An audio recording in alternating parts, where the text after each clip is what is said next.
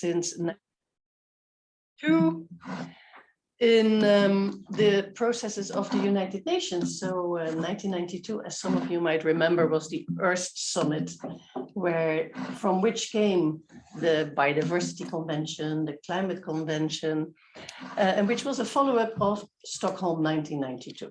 And now we are here 50 years later, and we're talking about Stockholm 1972.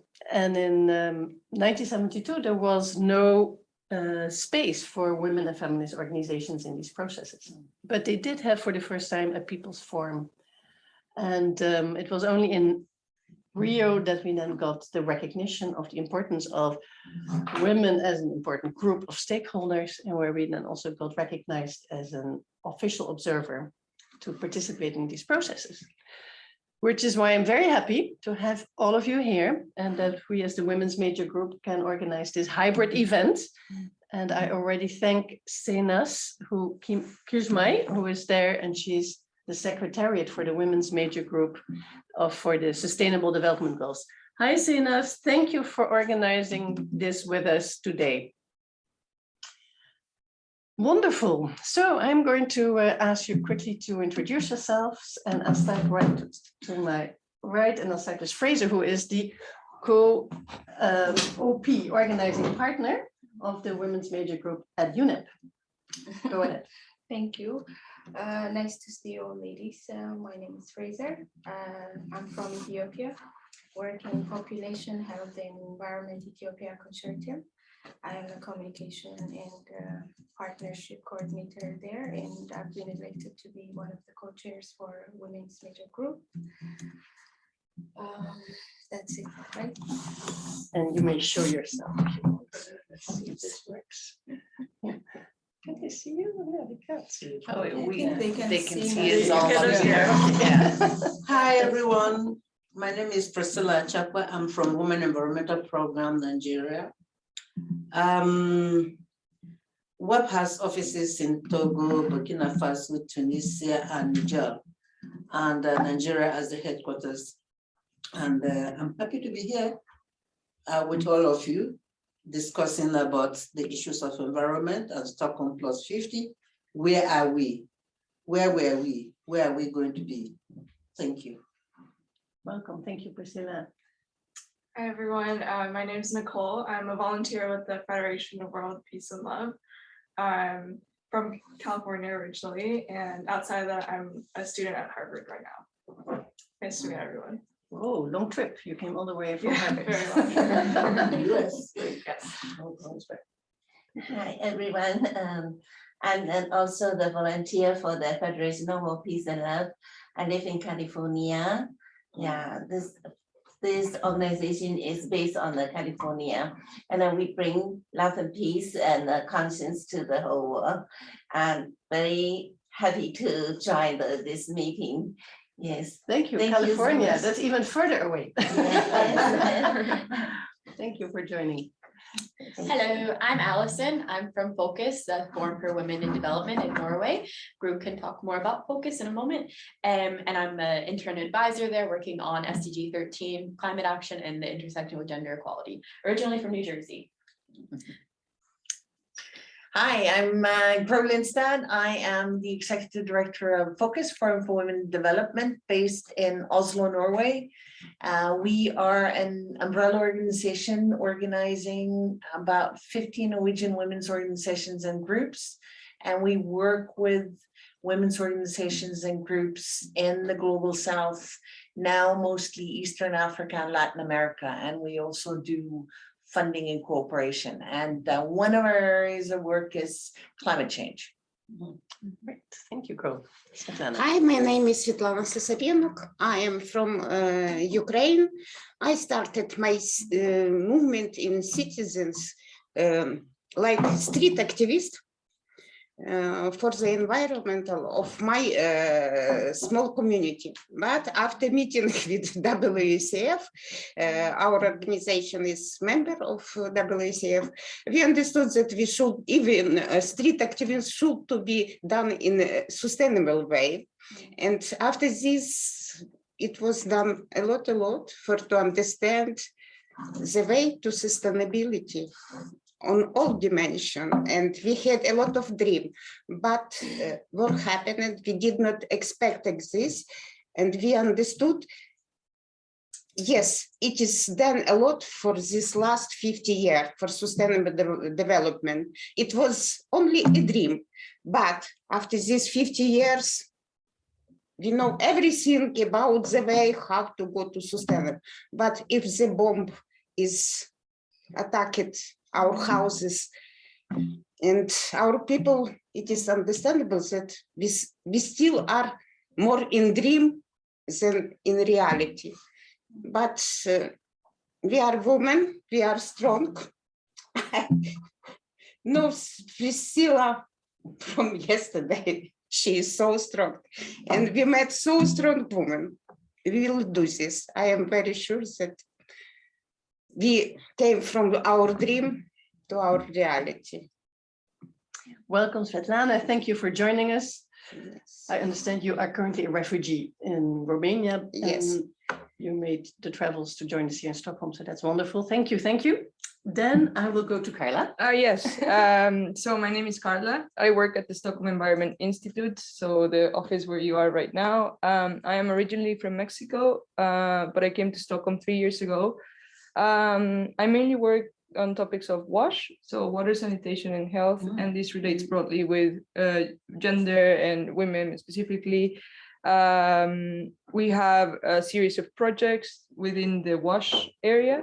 I'm passionate about menstrual hygiene management. I work a lot with street population in Mexico on like access to water services, access to sanitation, and access to menstrual hygiene products. So I'm a fan of street activities. I really love them. But in the team, we have a variety of people. So from health experts to engineers looking more at the wastewater treatment plants and stuff like this. And it's a great pleasure to be here. I've always wanted to join feminist and women's group, but yeah, I just really didn't go in that direction. And now I feel like, okay, it's time to do it. And I'm so glad that I'm here sitting with such inspiring people. So I look forward to your presentations and to hear more about your stories. Thank you very much, Carla, and thank you for hosting us. And the Stockholm Environment Institute very kindly is hosting all of us today and feeding us and giving us coffee and tea. So that's wonderful. Thank you for that. And we'll hear more about your projects soon. But let me go to the participants online. And let's start right away with Modeste Lin from Kenya. Modeste, would you like to introduce yourself? Or is it Lin? I prefer using Lynn, but it's fine. Okay. Hi, everyone. My name is Lynn, Modesta Lynn. I work with the Society for International Development, mostly engaging in the energy and climate sector. Personally, I handle projects to do with youth and climate change, and I am also very inclined to women development as well. So I'm happy to be here, and I look forward to the discussions today. Thank you. Thank you for joining, Lynn. Then I go to Julia, who I know. Hi, Julia. Go ahead, please introduce yourself. If you can hear us. Julia Dales. No, no Julia Dales. All right, we can't hear you, Julia. Then we go to Barbara O'Dwyer. Barbara, please introduce yourself. All right. Okay, I'll have a go. Yes. Go ahead, Barbara. She's muted. You're muted. We can't hear you, Barbara. Barbara, we can't hear you. So sorry. Yeah, fine. So I'm sorry. Were you asking me to do something? I was on the phone to somebody, so I didn't hear what it was. Yeah, sure. Just introduce yourself. Your name, your organization. That's all. Oh, okay. Oh, well, Barbara Dwyer. I'm actually from WILP, but also from the Women's Climate Congress here in Canberra, in Australia. So I was president of WILP in Australia for a long time, but I'm just a regular member now. But I'm very involved in anything to do with women, peace and security, anything to do with demilitarization, and particularly at the moment on climate change. And as you know, I don't know if you do know, but we've just had a change of government here in Australia, which is much more oriented towards good things on climate change. So we're having the good things. Wonderful that you can join us all the way from Australia. Yes, well, sometimes I don't know what it is about stuff from Stockholm, but twice now I've tried to join other things coming from Stockholm, and it just hasn't worked. Like it'll say the webinar will start, but then it never does. So today, fortunately, it's actually linked me. Good, excellent, wonderful. Internet is helping us. And it's very important to have WILPF members, which is I think probably one of the oldest feminist organizations working for peace. It is the oldest peace, peace organization. Yeah, so wonderful to have WILPF ex-president with us. Thank you, Barbara. Then let me continue with Pamela Del Canto. Pamela, please go ahead. Pamela, if you can hear us, please introduce yourself. Pamela Del Canto. Yes, hello, good morning. Can you hear me? Sure. Hi, my name is Pamela Del Canto. I'm based in France. I don't represent any organization. My work focuses on gender and the climate and environment nexus with different UN agencies and NGOs. And I'm very interested in this panel today to learn more about the feminist priorities for gender equality and women's empowerment outcomes. Thank you. Thank you for joining, Pamela. And then we go to Gabriele Zuri. Gabriele, can you hear us? Gabriele. Yes, I can hear you. My name is Gabrielle Zuri from Kenya. I'm an intern at the Society for International Development, and I have an interest in youth and climate action, but also gender and women. Thank you. Thank you for joining, Gabrielle. Mariana Leite, can you hear us?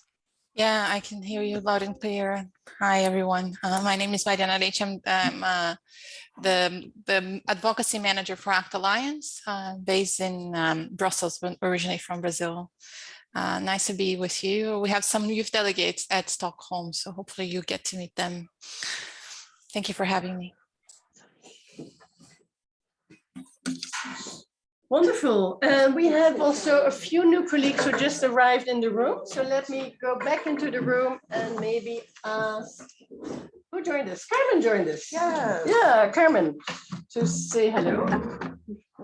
Hello, everybody. I'm Carmen Capriles, just arrived from La Paz, Bolivia.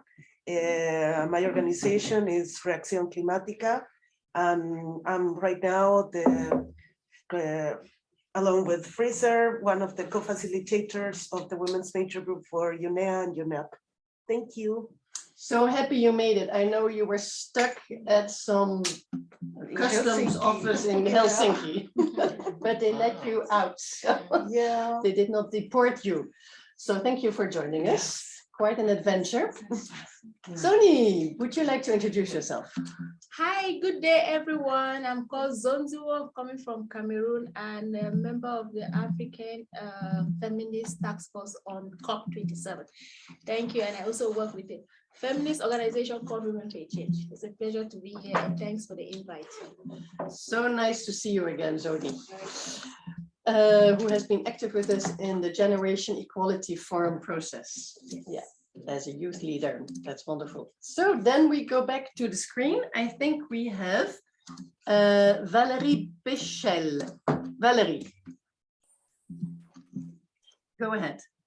Hi, everyone. My name is Valerie Bichel. I am based in Geneva, in Switzerland, and I'm representing an old NGO called Make Mothers Matter. We basically work on women's rights with perspective of motherhood, and one of our key focus is unpaid care work. And I'm interested in the connection of all these issues, environmental issues, climate issues, with this particular focus we have, unpaid care.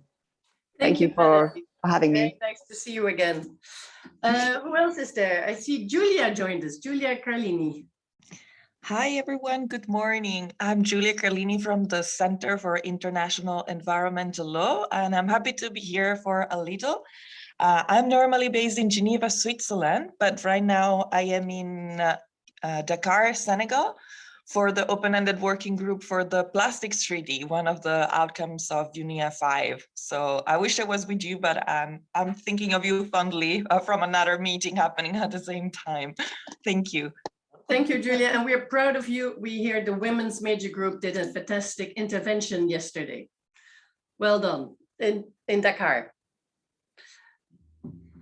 Thank you. Great. So who else joined us? Betty Oluk. Betty, would you like to introduce yourself? Good morning from Nairobi, Kenya. I'm a member of Optimist International. Yeah, just decided to listen in because I believe it's going to be interesting. Wishing us a good meeting. Thank you. Thank you so much for joining. Who did I miss on my list? Eva Christor. Eva, can you hear us? I see you wrote in the chat to introduce yourself. Eva is a very well-known feminist, eco-feminist in Germany and a former member of the European Parliament. Thank you for joining, Eva. And who else did I miss? Christina Anderson, I think. Can't read your last name. Christina, would you like to say hello? Then we will start. Okay, and Bursu. Bursu, why don't you introduce yourself, Bursu? Go ahead. Good morning. It's Burcu. Burcu. Turkish name difficult. I'm from Istanbul, Turkey. I'm a bird watcher working on education policy. Thank you. Very nice that you can join us, Burcu, from Istanbul. Wonderful. Okay, so I hope we have not forgotten anyone. Welcome, welcome to today's session at Stockholm+50. The official session is starting tomorrow, and we are here to exchange our key priorities for people, planet, and peace. We have great expertise around the table, many years of feminist activism, and we have asked several of you to give a short statement about what are your priorities. And we have Fraser, Carmen, Priscilla, and Gru, who will go first. So, and then we'll see if we are still being joined by some others who are on the list. And if not, I'll take some of the other people around the table or online. But I would first like to go to Fraser and give you the floor to give us some of your priorities. The floor is yours. All right, thank you. I'm just going to give some highlights on what PHE Ethiopia, Population and Health and Environment Ethiopia is doing and what the key priorities we think should be considered. And we'll go on and talk about sexual and reproductive health rights and the link with climate change and environment. Just to say a few things, Population, Health and Environment Ethiopia Consortium has excellence, the area of excellence for PHE's multi-sectoral integrated approach, right-based approach. And we strongly believe that we cannot address the issue of climate change and environment without or ignoring the social issues. And the first and the foundation for addressing climate change and environment issue is first to address the grassroots level problems that are socio-economic issues, which are the gender issues, sexual and reproductive health, and population and development, biodiversity conservation, natural resource, and the nexus with these areas. The key objective is to improve access to health service while helping the communities to manage their natural resources in a way that improve their health and livelihood and conserve critical ecosystems that they depend upon. now, when we see the link between SRHR, biodiversity, and climate change, they are very much intertwined, especially in countries that are developing, that has no like enough knowledge to tackle the problems that come through the pressure, the population pressure. It is important to have different mechanisms to address this kind of issues, like raising the awareness of the community, providing access to health services, and just to give them highlight, or just to give them knowledge on how they can live in a healthy family with healthy people in a healthy environment. Apologies, very sorry to interrupt. Would it be possible for Fraser to speak a little bit louder? It's harder to hear, or maybe we can, move the microphone towards her if possible. Thank you so much, and I'm sorry to interrupt your train of thought, Fraser. It's all right. Spot for the microphone. Spot, do you want to sit here? No, maybe I can sit there. Maybe there. It's actually much better when the microphone is there, if it's not risky. And I can also turn my face around to you. Yes. Okay. Thank you. Okay. So I was just talking about the sexual reproductive health rights and its link with climate change and environment, and how we need to have different mechanisms to address these issues, especially in countries that have that are overpopulated, which is a biggest threat for our environment and climate change. So how are we going to address these issues is the priority that we need to focus on, and we believe that we need to have strategies, like work with the local, global, and international local, global, and different actors to address these issues, like build the capacities of the communities and raise the awareness so that they know to have family planning, and to have a healthy family is to promote and secure the safety of the future generation, and it is important to address these issues. And what we're doing as PHE Ethiopia is that we do believe in working in multi-sectoral integrated approach, like to address one issue, there should be different sectors engaged in. We bring population and livelihood, and then the health sector, and then the environment sector together, and we implement it at the household level, and we show the community how this integration works, and we have model women for this. We do this through economic empowerment of women, engage women in decision making so that they can have enough knowledge and access to education, so that they can empower their children as well to have enough knowledge so that they can take over the environment and better manage the natural resources as well. So we also have this multi-sectoral task force where the civil society organizations, the local government, the community representatives, and different educational institutions are part of.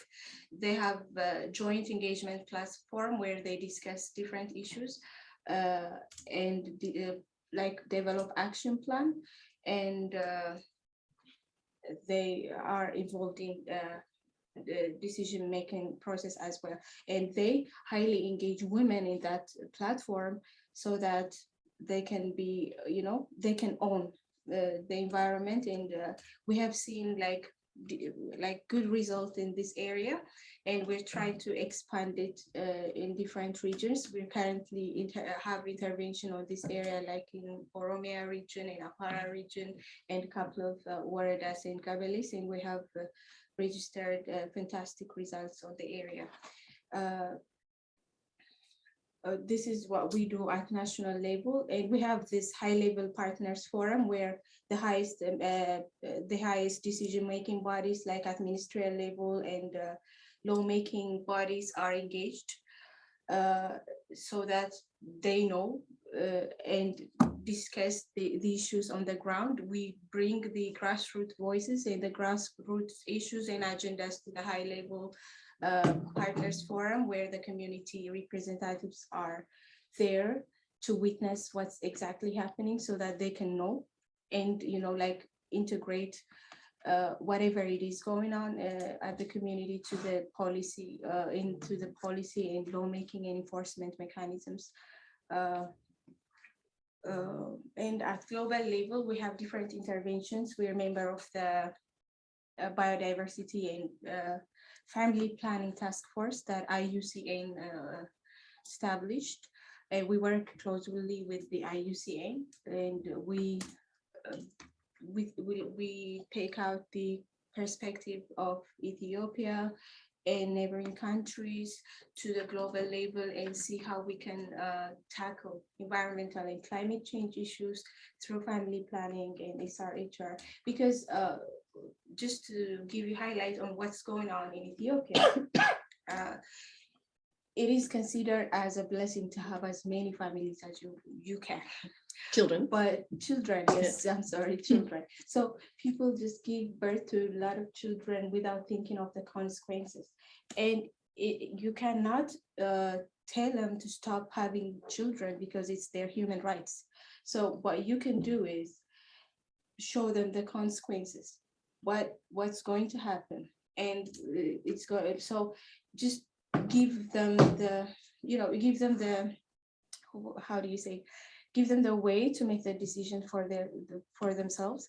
But we do work on build awareness creation and build the capacities to know the consequences, so that they will be ready and know that it is not a blessing to have as many children if you don't have enough resources. So we're seeing some progress, but still we need to work on this area with different actors as well. Thank you, Fraser. Yeah, thank you.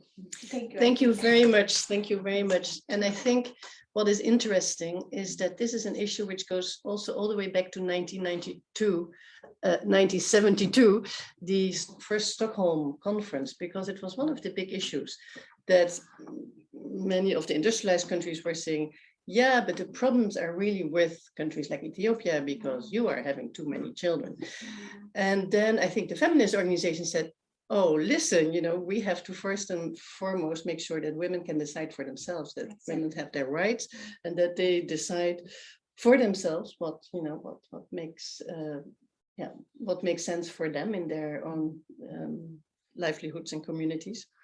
And I think that was a big discussion because it was sort of a way to blame the women in the global south. And we have tried to change that discourse and said, no, the real polluters are in the global north, and the only thing we should do is respect and make sure that we respect the rights of women everywhere in the world and for their own decision making. And that can also include deciding to have maybe an abortion, right? So that freedom of women to decide on their own bodies, I think, has been a discussion all along the environmental movements over the last 50 years. And it's still a big decision today, as we have seen also now in the US with the changing of the federal law. Roe versus Wade. Yes. Yes. So I think this is a very important issue. Any questions to Fraser or comments?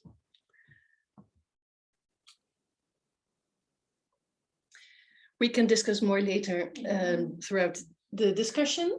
Any questions from the screen? Or comments? No? If not, we ask Carmen to go next. And after that, I will take Carla because I have overlooked Carla. So Carmen is a co-organizing partner of the Women's Major Group at UNEA. Please go ahead. Yes, well, I'm going to share a little bit about my personal background. It's around and how that relates to 50 years of Stockholm. My parents are biologists. So during the 90s, they work really hard in protected areas, to have protected areas established in Bolivia. Bolivia during the 90s was a subdeveloped country. It was one of the poorest countries of Latin America, and but the state of conservation was really good because, yeah, we have a small population and GDP very low. Many people work only mining and so on. But we had this great, Bolivia is one of the mega biodiverse countries in the whole planet. We have 199 different ecosystems.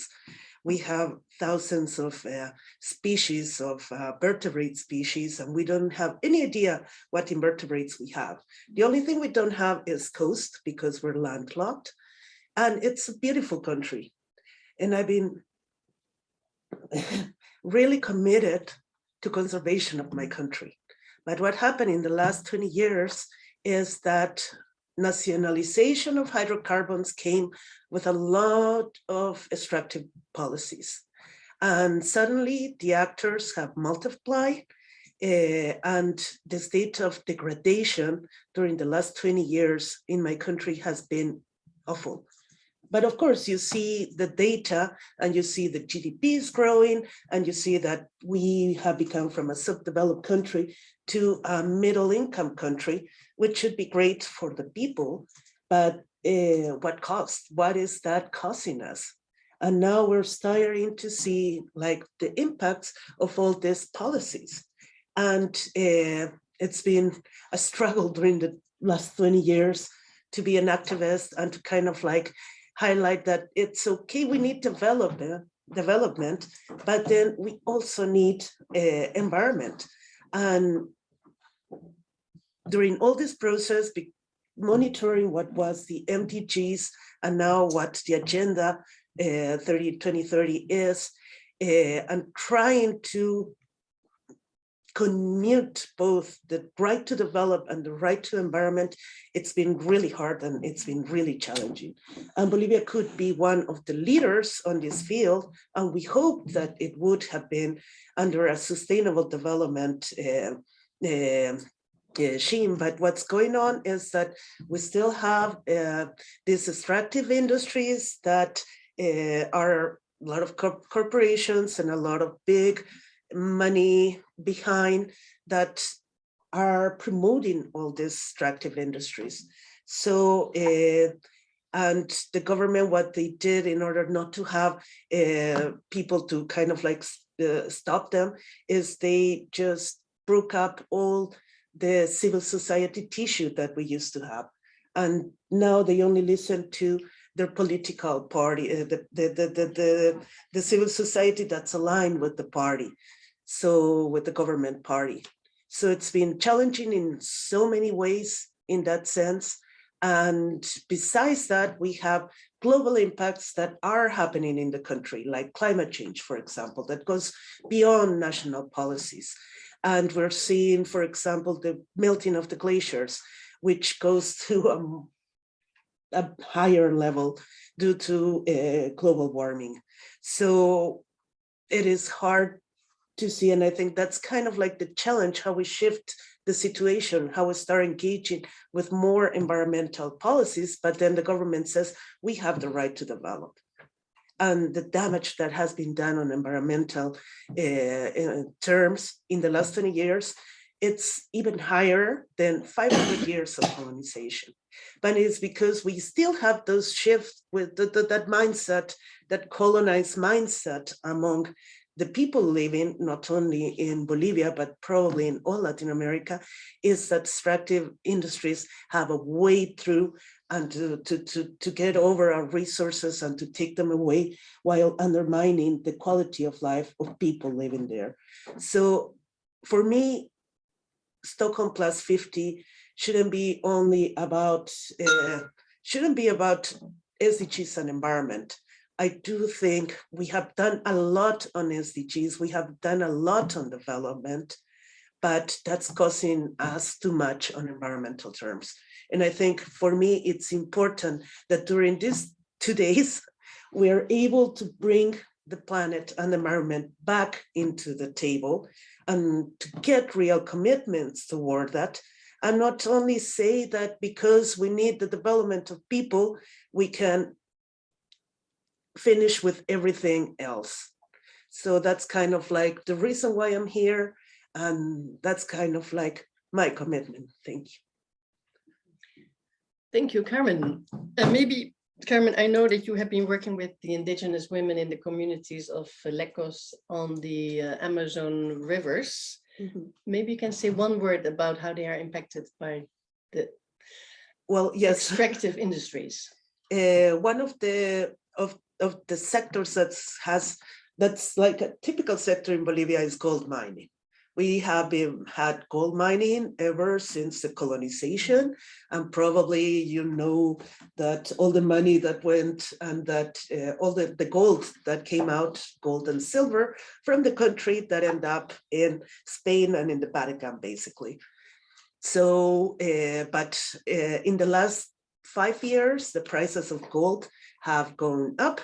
So there is a lot of gold mining, and thanks to WECF, we were able to do research on the area of how indigenous women have been impacted.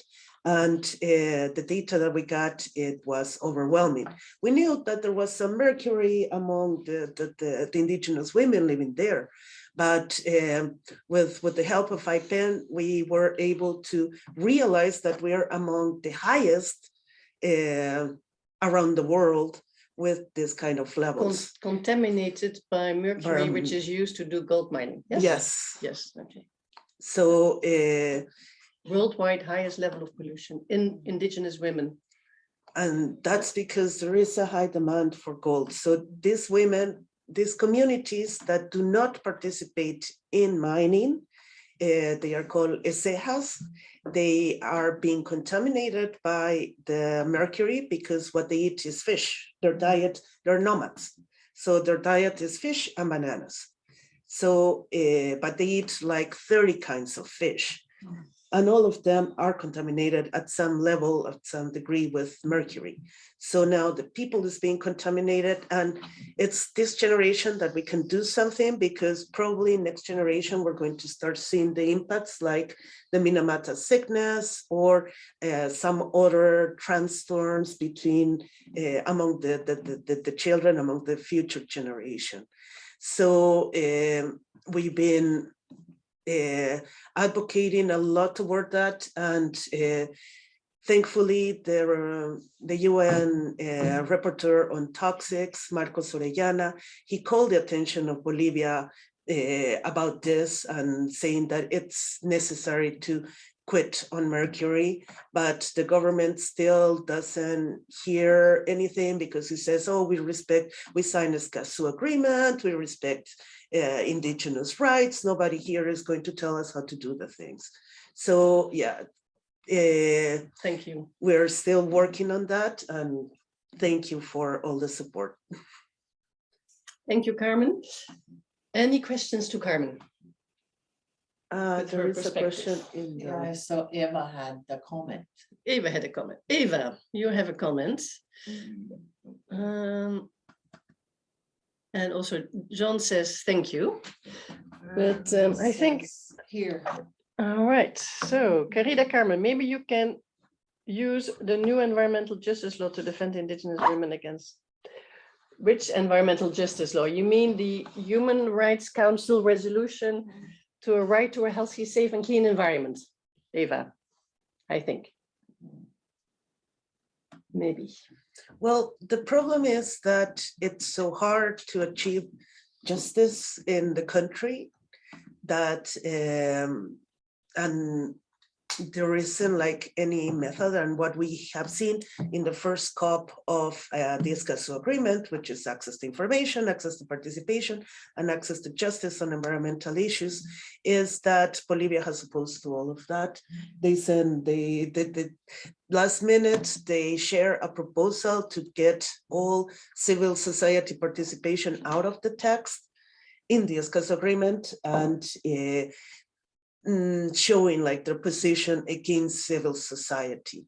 And furthermore, it's really hard to achieve justice for these vulnerable groups.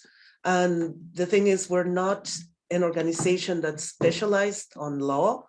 And there isn't any organization in Bolivia that's kind of like specialized on law, especially like for indigenous people or for environmental. And all that is managed by the government. Okay, but I think there might be then a call for support to maybe also Julia's colleagues from Center for International Environment and Law, because I understand from Eva that there is currently a trial against a German energy company by a Peruvian farmer. And so that type of trial can be supported maybe also from lawyers in Germany to support the indigenous women in Bolivia. And I see Gro also has a comment. Yeah, no, it was just a comment because we've actually used this in Norway. The OECD countries have OECD contact points in every country. So if the companies who are doing any form of human rights violations, labor violations, or anything else like Bolivia, if they originate from an OECD country, the case can be brought to the OECD contact point and taken from there. And I know we've done this with Norwegian companies who's been sanctioned for work they've been doing, both in Chile with fisheries, with working at Guantanamo. And we actually looked into a case of doing this with women working in the flower industry in Uganda and Kenya. So it's a possibility to look at. Well, one of the things that's important to acknowledge is that there isn't any big company behind us. There are small cooperatives. So there are thousands of cooperatives of small miners that are there, and that's why it's not with the miners the problem. We need to work with the government. So, and the government ends up being like judge and part of the conflict, because they are the ones that are giving the concessions to these small miners. So it's more complicated to get into a legal fight in that sense. And it sounds very nice in environmental terms. When we talk about, we have a Mother Earth law from 2012, it has zero jurisprudence in 2022. Because it's nice to have all these laws that talk about Mother Earth and Pachamama and so on. But in the practical sense, it is really hard to apply them unless they have a technical background on it. And that's the problem with all these laws. They don't usually have a technical background on it. They are very nice to say we have the right to a healthy environment, but then how we apply that to it and how we create jurisprudence on that, I think that's the challenging part. You gave us a huge challenge, Carmen. But indeed, I think one of the important messages is also this just transition to also work with these small miner cooperatives to jobs which do not pollute, or to no longer using mercury and finding alternatives. I know it's all very difficult. We have looked into it, but this is one of the messages I think we have to support, this idea also of just transition for the polluters. I actually talk about that in one event, and one of the cooperatives said, "Oh no, when I was young, I drank 30 grams of mercury and nothing happened." Yeah. So that's like, okay. I would like to say the big our support to your activity. I know how is difficult is to realize in practice our ideas to sustainable development and everything which you would like to realize, but the communication inside of our women major group give a lot of support. And one day, I am sure that we together will celebrate your big victory. Yes, Sasha. And Eva suggests you run for government so that you can change the government. We are doing this regularly, but not help a lot to us. Anyway, people, we need to move on with our next few interventions. We still have 45 minutes and lots of people who would like to say something. Yeah, shall we continue? We end with you. Perfect. Then we continue with Priscilla. Priscilla, and I'm going to open the window a bit if you don't mind, or ask Carla to do that, and we listen to you. Priscilla, the floor is yours. Good morning, everyone. I've already introduced myself, like Kaman, who came from the background of her family, being most of them scientists. I didn't come from that background, but because of the interest that I have on environmental issues, I started this as an issue of necessity in 1997. So Women Environmental Program is actually 25 years old now. And we started as a result of the pollution that was happening in one of the cities in northern Nigeria by the textile industries, but also the oil companies who were discharging their effluents directly into the river, into the environment. And most of the people that were affected by women and children. And of course, they had serious diseases that were affecting them. And most of them were attributing this to witchcraft. And of course, there was nobody to fight for them.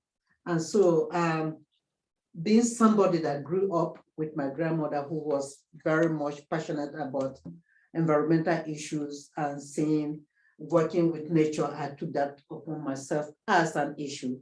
And so I started working with the grassroots women organizations in that state. And we took it up. We took samples of the soil and the water. And when they did an analysis, we discovered that it was toxic, and the toxic was very bad by the polluting industries. So that was where the advocacy of Women Environmental Programs started very strongly to address this issue, but also address the economic empowerment of women and also the children. So we started in 1997, and WEP has evolved over the years. I must say that over the years, for 25 years now, we have reached almost over 20 million people, direct and indirect beneficiaries of our organization. We have 4 thematic areas now that we're working on: peace and conflict transformation, we have climate change, we have environment and governance. And all these 4 thematic areas, they have sub-themes, which is very keen with water and sanitation, which falls under our environment. And I happen to be the national coordinator for Water Supply and Sanitation Collaborative Council for Nigeria for 8 years. Okay. So we have worked extensively in these areas. Now, with these areas, what are really our focus areas? We look at the issues of policy. We look at the issues of capacity building of the very grassroots women, organizations and youth. We look at the issues of how can we engage the government, but also how can we empower women economically. These are our focus areas. And over the years, we have worked with the government because in the past, there was nothing like gender issues being mainstream in environmental issues. Everybody seems to say that what has gender got to do with environment? And every time we're advocating for this, people will be asking questions. Why are you advocating for gender inclusion? What has gender really got to do with the environment?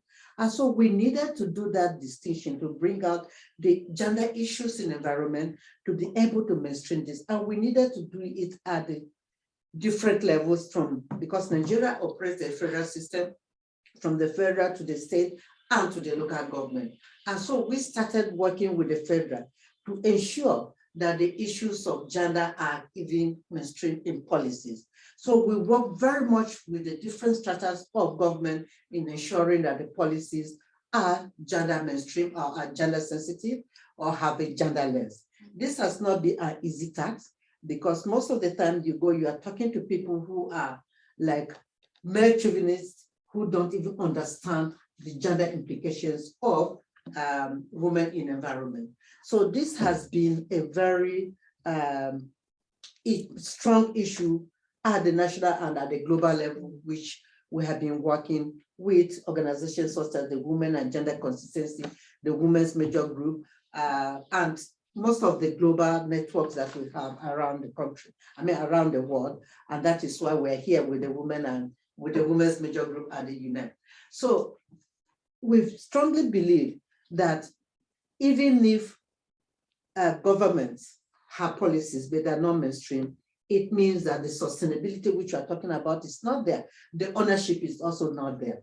The Pope Francis talked about Mother Earth, and the analysis of Mother Earth, he put it very well, talking about women being in tune with the Mother Earth. So how can we talk about Mother Earth without women or gender being at the helm of it?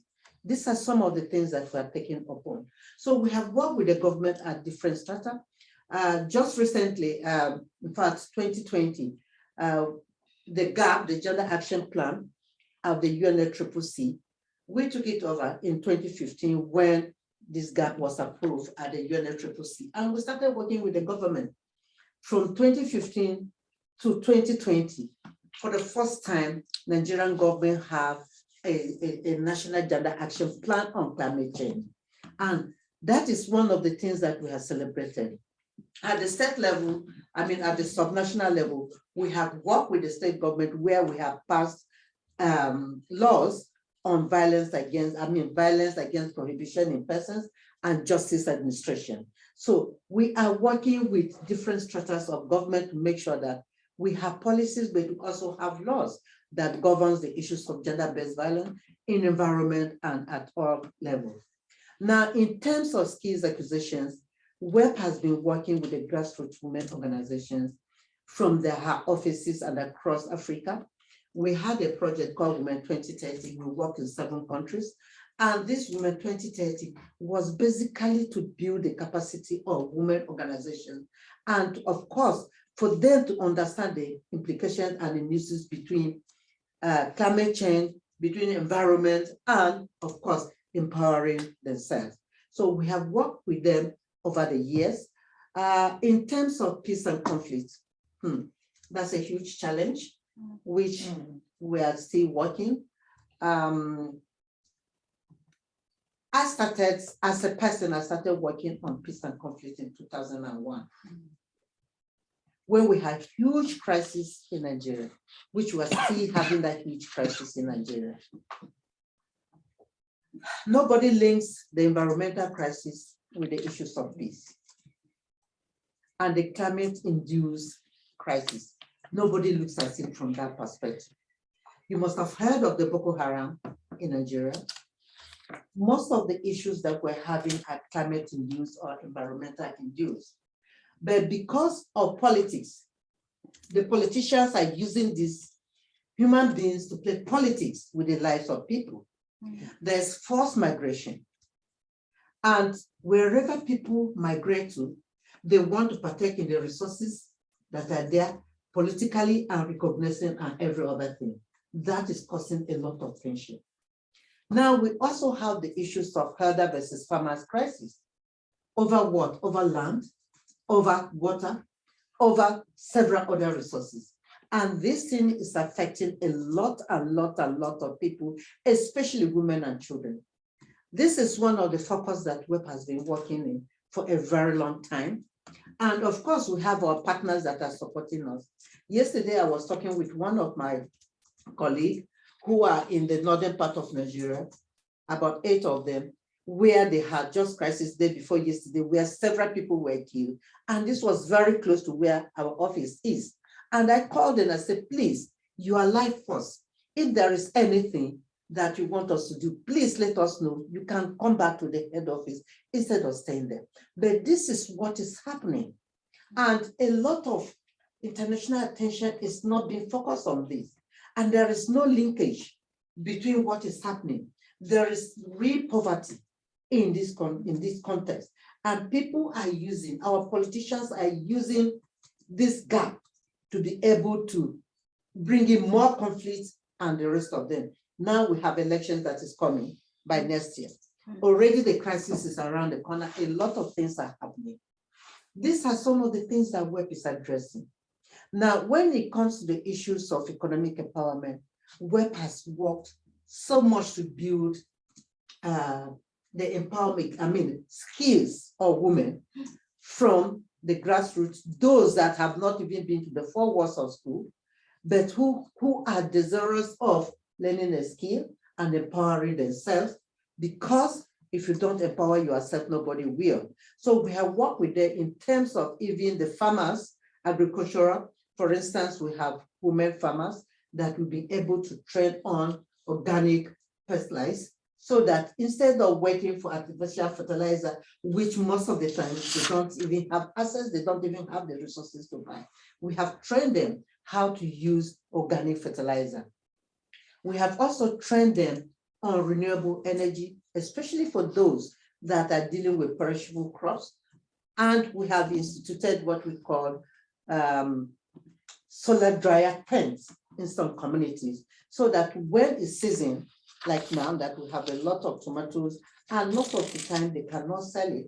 And sometimes they just throw it away, having wasted so many months of cultivation, and now there is no buyer. So what do? So we train them on how they can use the solar dryer to dry their products, and after drying their products, package it very well. And when it's off season, they'll be able to use that, sell them and make some more money for themselves. We have formed a lot of women into cooperative societies, and these cooperative societies, we have empowered them. So they kind of give like loan revolving schemes among themselves at no interest. But what happens is that for each person that collects this loan, you have to return it for other person to benefit. So all of them are watching themselves. Now, when we talk about environmental issues and why are we here in Stockholm and why are we having these discussions? From 1992, there was an agreement, and the 9 major groups were fashioned. Women major group was one of them. How has that been integrated from the global to the national and to the local level? What are the gaps and what can we do? There are so many gaps. It's not the absence of policies. I agree that we have some policies, but are these policies actually implemented? It is not just enough to have our leaders to come to Stockholm and come and sign all those beautiful agreements, and they go back and nobody gets to know about these policies. What can we do from our national level to hold these people accountable for their actions? This is one of the things that we like to see. We have, for instance, in the Niger Delta, we are talking about fossil fuel. A lot of young people are going into menopause at the age of 25 because of the gas flaring. It is as bad as that. So how can we address this issue of gas flaring and oil pollution? Most of the women lives are dependent upon the land, the fishery, and other activities. How can we deal with these issues? We come here, we are playing politics with people's lives. We are playing politics with our children and our children yet unborn. How can we address this issue? I strongly believe that there is a need for us as women major group, as we're here, to take up on our leaders. Stockholm+50, very beautiful. How has this translated into the major issues that we are talking about? Issues of peace. We just talked about the issues of Ukraine, which is happening now. It's all about power. And this power is affecting a lot of us. Our young people, you see them dying, women who cannot withstand these things. And this is what some of us have faced over the years. I'm a victim of conflict of the Boko Haram where my son was killed. And when I talk about it, some people will ask me, how did you manage? But it takes courage for you to be able to stand up and speak about these things. We need to stand up and talk to our leaders and say, enough of this. Stop playing politics with our lives, with the lives of our children and the children yet unborn. How can we bring the issues of biodiversity into this? So for us as an organization, these are some of the issues that we're addressing. And we're addressing it not just at the country level, but also at the global level with institutions such as yours and with all the other partners that we have. how can we get funding? Because the issues of funding for women's programs is not being streamed. What you see happening is that we have bigger organizations that are taking over everything. The smaller organizations, the process of applying for funding is so complicated that you have to turn out volumes and volumes of proposals to be able to compete favorably with other bigger organizations. So how can we advocate for funding specifically for women grassroots organizations? For us as women organizations, these are very important things for us when we go. Even from here, we are going to bond for the UNFCCC SBI 56.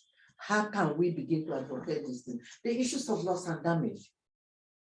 There's so many issues that are affecting women, and yet the gender question, we need to rethink about some of those issues. We were part of the SDGs formulation, and we have 17 of them. These 17 of them, we had specific goal 5. But even though the rest of the goals, there are gender issues that are integrated, how can we bring them together? Thank you. Priscilla. Thank you, Priscilla, and giving us a really integrated view of people, planet, and peace, and your feminist priorities on them. And also your personal experiences and the loss of your son. So this is really, I think, at the core of our messages here at Stockholm+50, that we need to integrate them. Are there any questions for Priscilla or comments? Also, I see that we have new colleagues who joined us also online. So welcome to those who joined us. We have 20 minutes left in this very important discussion, but of course we will continue also offline, and we have recorded everything. And we'll try to bring these messages to the plenary of Stockholm+50, where Fraser and Priscilla will be, and Carmen, I hope, will be able to speak. So you can also comment in the chat. And I do see a question to all of us, but maybe we can take this question and then first give to Grow, and maybe you can integrate it in your discussion, because the question from Karina is also, how can we make governments integrate their policies better, and including integrating sexual and reproductive health and rights into, for example, climate and environmental policies. I don't know if you want to talk about that, but if you want to, you can integrate that question. And I now give the floor to Grow. Yeah. Thank you so much. And it's so good to be here with all of you, and also to listen to the insights coming here and the stories from so many different countries. And you know, I'm heading an organization based in Norway, so Global North. And in addition to that, an oil producing, gas producing country who is one of the polluters. And because of that, we see ourselves as also having a special responsibility in raising climate change and environment issues.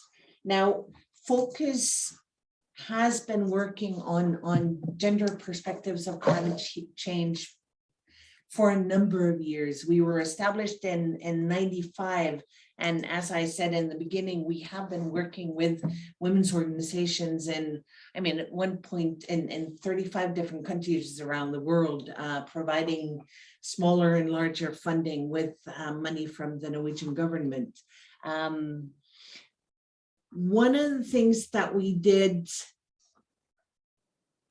almost 10 years ago was because Norway provided, as part of COP in Bali in 2007, Norway said that they would commit a large amount of funding to countries who would limit cutting down trees. So countries with rainforests, so everything from Brazil to Indonesia to Tanzania, etc. And then Focus went in and did a mapping together with WeDo to see how much of this funding is actually gender inclusive? And we, just to say that, we ended up issuing a report where we did a mapping of all the countries Norway provided funding to, and we did an in-depth of Brazil that receives large amounts of funding, and also Tanzania, and came out with a report that is titled, You Can't See the Women for All the Trees. So what we found out was that it's almost gender blind. And a lot of what has been going on in Norway and the Nordic countries on climate change and the environment has been gender blind for too long. We are known for being countries that have recognition around the world because we've come so far on gender equality, and Norwegian and Nordic ministers who go to UN conferences brag about how good we are on gender equality. At the same time, we're very much siloed on what we do, meaning also that the government does not look at inclusion of gender equality into all their work. And also the environment organizations are siloed and have been for too long not taking gender into their environment work. And we've been trying to move on doing something about this. So Focus has an MOU, a memorandum of understanding with UN Women. And UN Women has a Nordic office. So the director of the Nordic office and Focus sat down last summer to talk and say, what do we do as we move into 2022 when CSW has climate change as its main topic? And we decided that we wanted to try to get both government officials and private sector around the table to start discussions on how do we become more gender inclusive. And then the Nordic the Nordic countries have a structure called the Nordic Council of Ministers, and they circulate about who has the leadership of that. So Norway has it this year. And last fall, the Nordic Council of Ministers caught up on what UN Women and Focus were planning and said, can we come on board and be part of this? And we said, yes, of course. So we actually had a roundtable in Oslo in January this year, where we had ministers from all the Nordic countries, together with civil society and people from leaders from some big corporations, where we started discussions to have real commitments that can be implemented and not just more speeches at dinners or fancy promises without any implementation. And then during CSW in New York in March, the ministers from the different Nordic countries actually sat down and signed on to something called a green and gender equal Nordic region, commitments by Nordic Council of Ministers and Generation Equality's Action Coalition, Feminist Action for Climate Justice. It was signed on by the new executive director of UN Women together with the Nordic ministers, where the Nordic countries actually promised to be gender inclusive in their climate policies and sex aggregated data and climate analysis policy, and to gender mainstream climate policy in a structured way. And they also say in this statement that this is key towards reaching the Nordic vision of becoming the world's most integrated and sustainable region by 2030. So that's a big mouthful. So what is Focus doing? Well, we're trying now to follow up on this to see that it is actually implemented and does not just become another piece of paper. So we're doing work on this. That's also part of the reason why we're here. And we also notified UN Women and the Nordic Council of Ministers that we would be speaking about this today. I just wanted to add two more things. And part of the reason why this is also important in a Nordic country context is because the Nordic countries, Iceland, Greenland, Faroe Islands, Norway, Sweden, Denmark, Finland, very diverse. And we also have indigenous populations where women and girls are also discriminated against. And also when it comes to seeking justice and being recognized as having climate justice. So we're trying to include the indigenous populations too in this so that we become wholly committed. One of the things that we're also doing is looking at connections between gender, climate change, human rights, and business. And going back to what Carmen was talking about, there are some connections here that need to be explored more because we're looking too much in silos. And I just wanted to comment also on what you were saying, Priscilla, because it's very strange that nobody has really looked into the nexus of climate change, gender, and conflict, and done something about that, because there are so many obvious connections. So to say that here, Focus is actually now in the process of digging into this, and also trying to apply for some funding from the Norwegian government to do more research on this and to see what is done. And we also found out, and we're connecting with We Do, because they seem to also be applying for some funding from FAO to also do something on this. So we'll see how we can cooperate to give this more attention that it actually needs, and to bring it into these discussions because it is actually needed. One of the things that we need is to have good cooperation with women's organizations, also in the global south, who feel climate change in different ways than we do, living very comfortably on our kind of golden branch in Norway, and being the polluters. And at the same time, trying to bring attention to this and change systems. We also do a lot of advocacy work towards Norwegian Parliament, Norwegian authorities, and also try to get funding.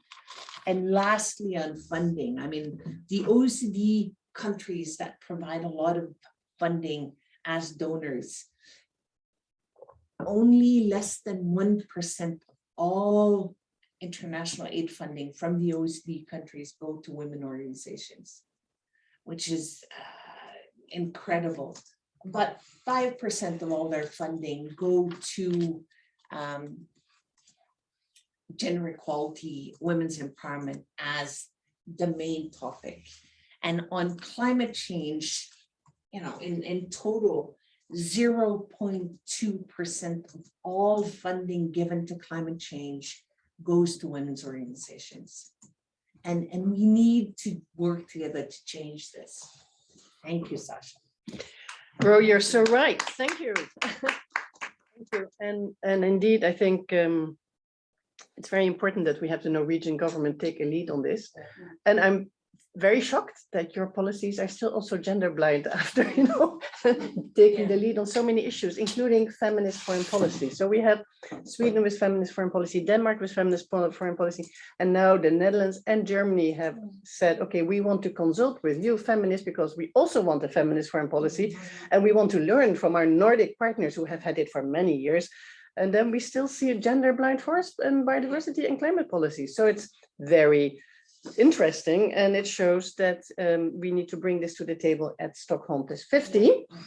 And we have little time left, 10 minutes. We have Carla who would like to say a few words, but I also would like to just see around the table. I know, Zoni, you work on sexual and reproductive health and rights.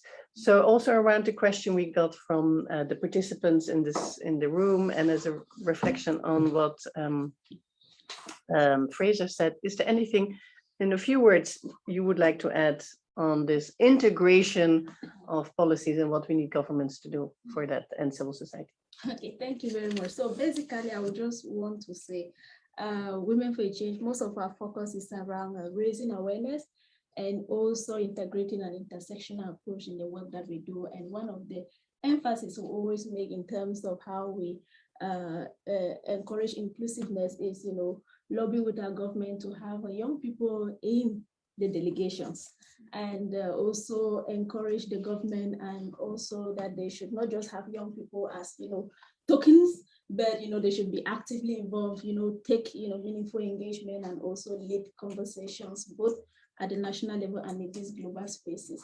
And in order to do that, we definitely always carried on a lot of capacity development programs with the young people so that they understand the process, because there's one thing being in the delegation and another thing understanding the whole process, how to navigate, when to, engage and so on. So that is how we, in the past, I would say past 10 years, Women for Change has existed for 13 years now. That's what we've been doing at the national level. And we're very active with the generation equality, where one of the achievements we had was having the Cameroon government becoming a commitment maker. And now we are also pursuing most of the French African countries. As you know, Cameroon is based within the CEMAC region, which is predominantly French speaking, but we speak English and French, which is an advantage. And that's not all, we also have Arab speaking. So the whole CEMAC region is like Arab, Spanish, Portuguese, French, and then now English, and Spanish. So it's quite diverse. So we are encouraging, these countries to also, make commitments to the generation equality, because we see the Generation Equality Action Coalition agenda as, strategic moment for us to really engage and advance issues regarding sexual and sexual reproductive health and right, and equal generation, if I would say. So I don't know if Thank you. I've been rushing to just put everything. Perfect. 2 minutes. Yeah. Perfect. There's a few questions. There's a few questions in the chat. There's a few comments in the chat. But let's, because I see time is running. Can I give 2 minutes to Svetlana? Would you like to comment on what you heard or bring a perspective from Ukraine? We have now some experience which we would like to have, but we have it. And the most strong protection for us is at the local level. I would like to follow Priscilla. She said when we can combine global with local, and then we can to build peaceful our planet and prosper. And last 5 years, it was given a lot of rights, a lot of money to local level. And we seen blooming prosperity by prosperity Ukraine. Now it is collapsed by war, but the city are staying for their defense.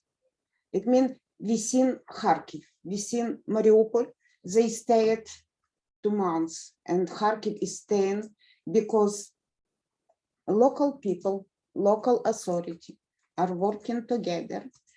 The best thing to realize our dreams about sustainability, our ideas, it is local level.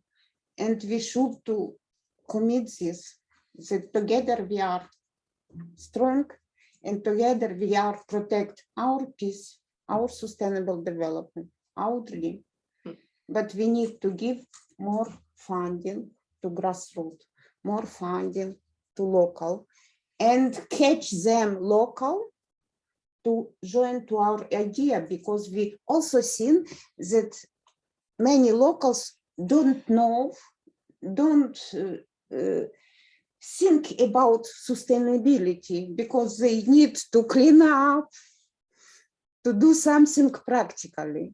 This is in both side direction movement. And the best place which we can do this here in our major women's group. And we can influence in Africa and California, everywhere. It is very important to catch local people to our idea, to give them this possibility, and in the same time, globally, to work locally.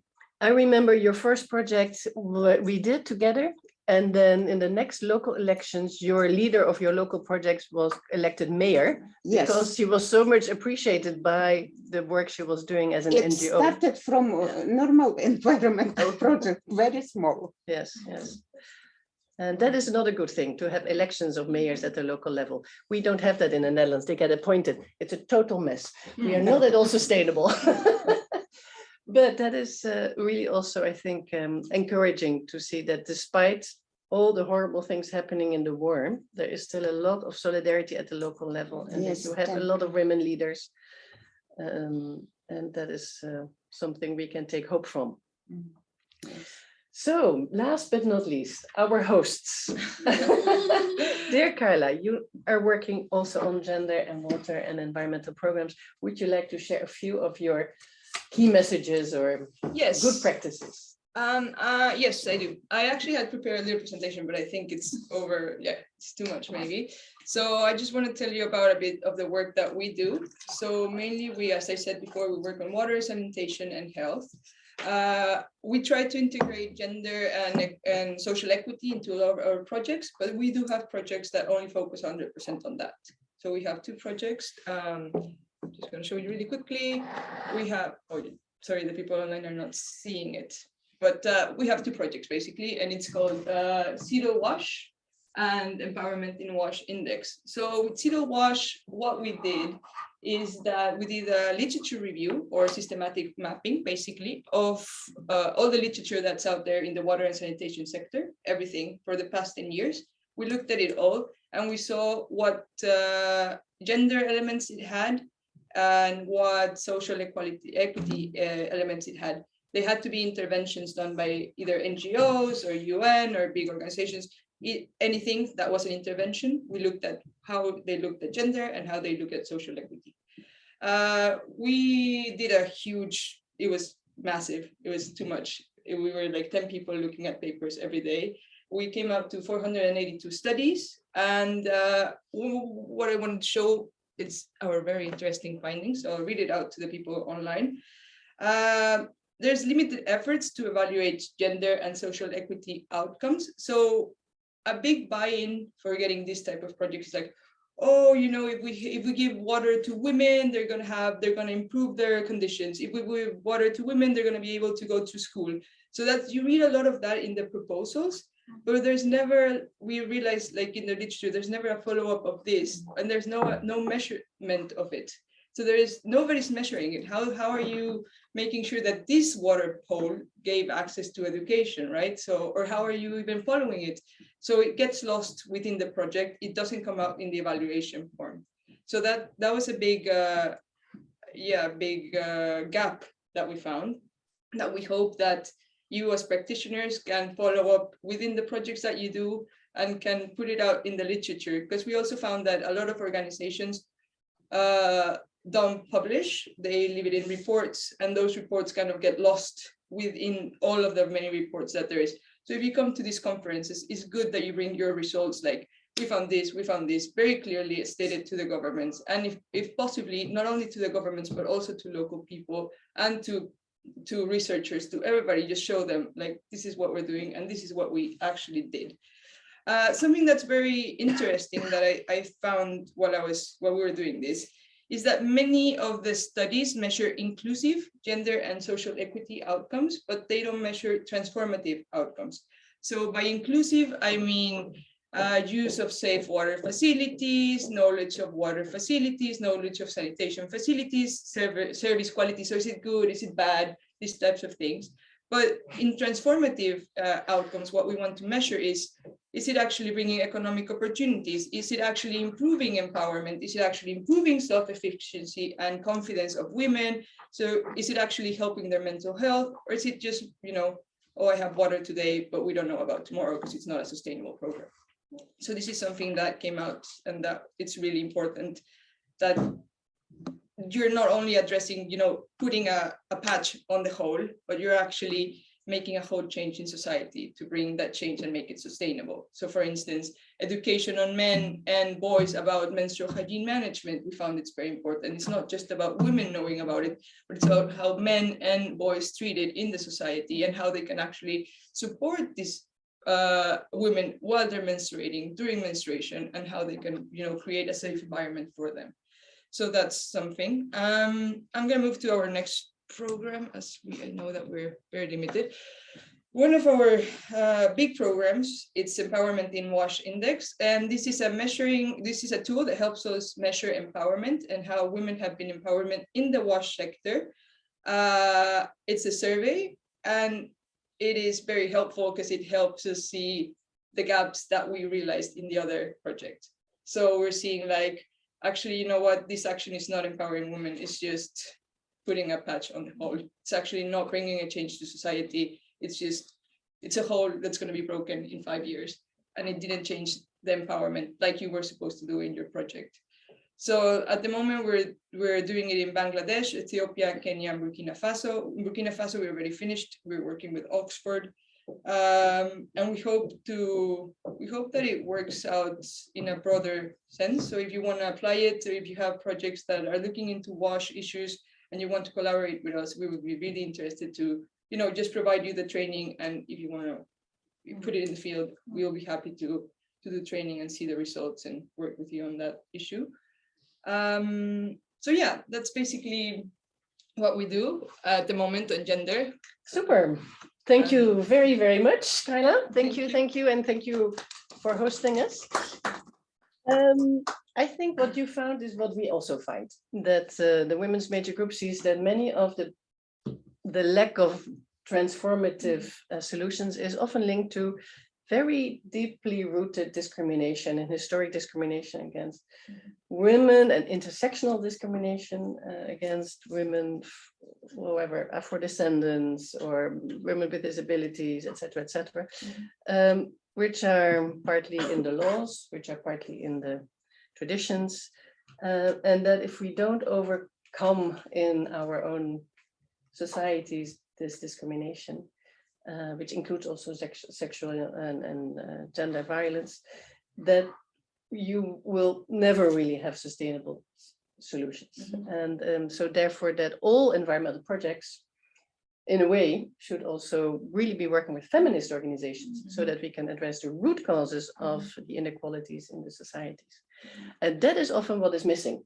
So I think maybe the conclusion we can bring to Stockholm+50 is you can have the nicest environmental and climate programs, but if you are not working with the feminist organizations who are trying to address the underlying structural discriminations and inequalities, it will be not a success. Yes. So yeah, make sure that that is always part of your budgets, always part of your plans, and make sure that is 0.2% of the funding increases to at least 80%.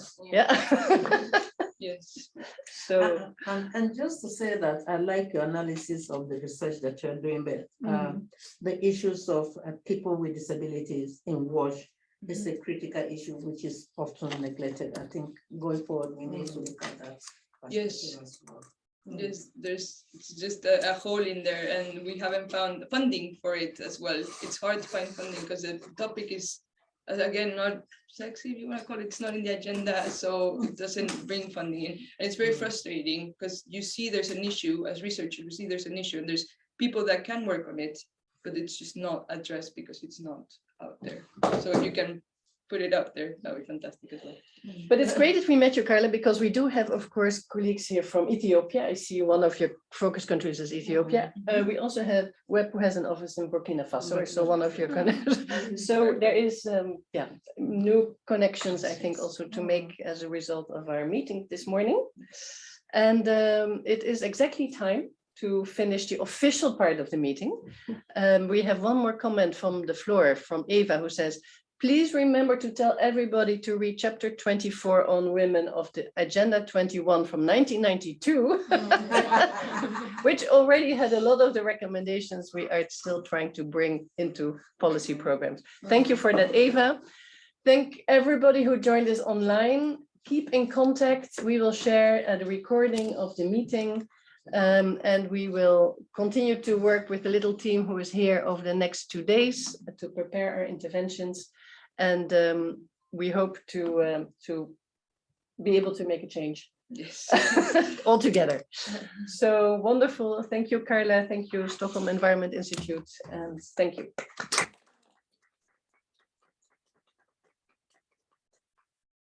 Bye, Senas. Bye, everybody. Bye. Bye.